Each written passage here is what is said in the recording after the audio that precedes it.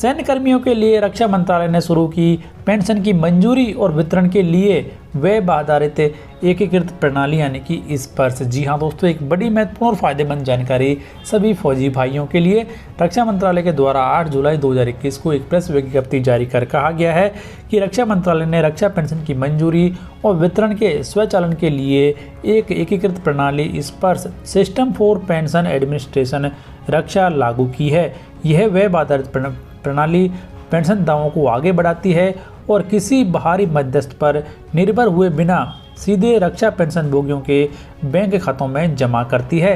Pension भोगियों के लिए एक पेंशन भोगी पोर्टल उपलब्ध है जो पेंशन भोगियों के लिए उनके पेंशन संबंधी जानकारी, पहुंच, सेवाएं देखने और पेंशन मामलों से संबंधित शिकायतों के निवारण के लिए उपलब्ध है। तो पेंशन भोगी यहाँ पर सारी जो जानकारी है पेंशन से जुड़ी हुई प्राप्त कर पाएंगे।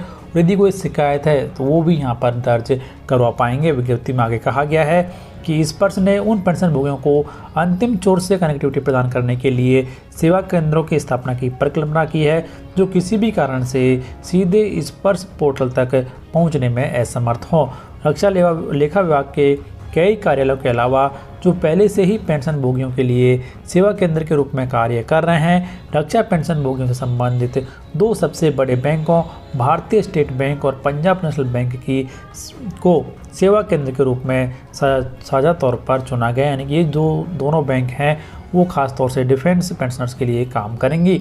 आगे यहाँ पर कहा गया है कि रक्षा लेखा नियंत्रक CGDA श्री रजनीश कुमार और SBI के अलावा PNB के अधिकारियों के बीच 8 जुलाई 2021 को नई दिल्ली में रक्षा सचिव डॉक्टर अजय कुमार और वित्तीय सलाहकार की श्री संजीव मित्तल की उपस्थिति में इस आशय के समझौतों पर हस्ताक्षर किए गए। समझौते के तहत पेंशन भोगी अपने पेंशन मुद्दों से संबंधित किसी भी सेवा को प्राप्त करने के लिए इन दोनों बैंकों की विभिन्न शाखाओं में संपर्क कर सकते हैं। इस प्रक्रिया में शामिल सभी लोगों के प्रयासों की सराहना करते हुए रक्षा सचिव ने कहा कि स्पर्श के कार्यान्वयन ने लंबे समय से लंबित आवश्यकता को पूरा किया है।